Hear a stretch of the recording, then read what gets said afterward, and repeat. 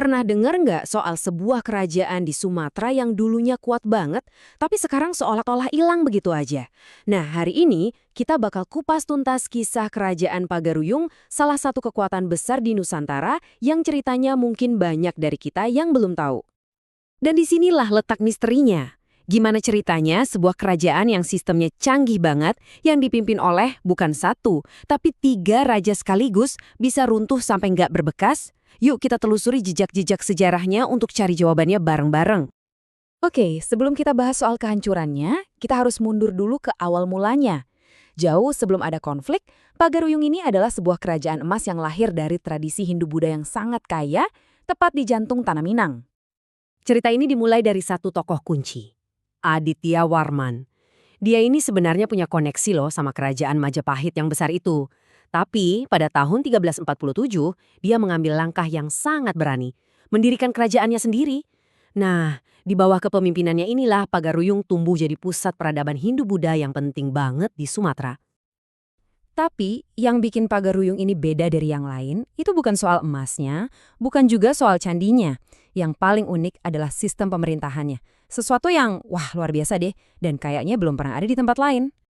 Jadi, lupakan dulu konsep raja tunggal yang punya kuasa mutlak. Di Pagaruyung, kekuasaan itu dibagi tiga. Mereka menamakan sistem ini Rajo Tinggoselo, yang artinya Raja Tiga Sila. Ini seolah menggambarkan tiga pemimpin yang duduk setara dan memerintah bersama-sama. Keren kan?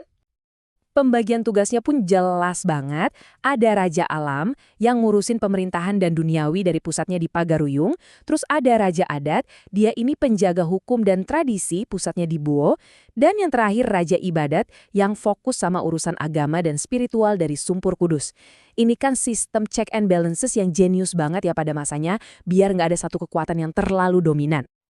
Tapi di tengah stabilitas yang udah dibangun rapi ini, datang sebuah gelombang perubahan yang sangat besar dari luar. Sebuah keyakinan baru yang bakal mengubah wajah Pagaruyung selamanya. Dan ironisnya, justru inilah yang nantinya jadi awal mula keruntuhannya.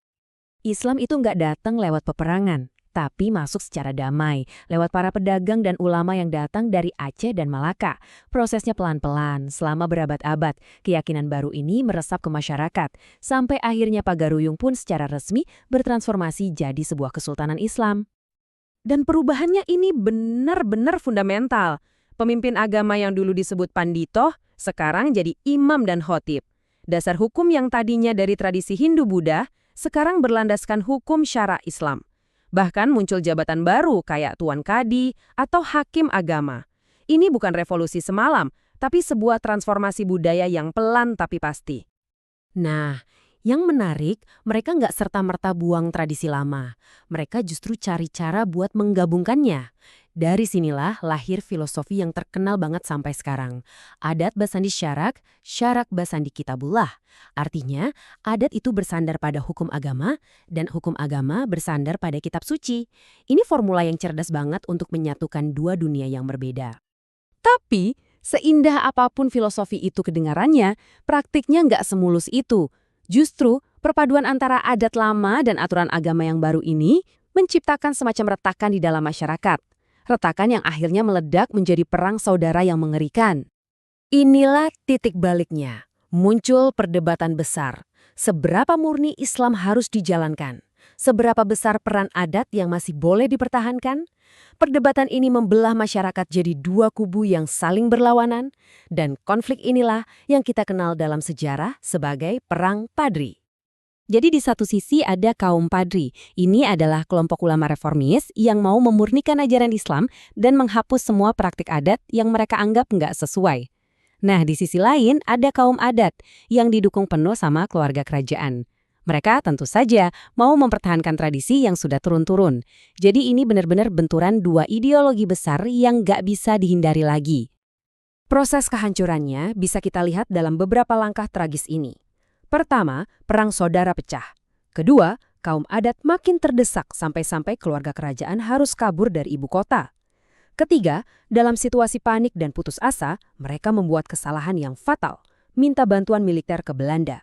Langkah ini ibaratnya ngasih kunci rumah ke orang asing yang niatnya bukan ngebantu, tapi menguasai. Dan disinilah kita sampai pada babak akhir yang menyedihkan. Kisah tentang kejatuhan total sebuah kerajaan besar dan warisan apa yang tersisa setelahnya.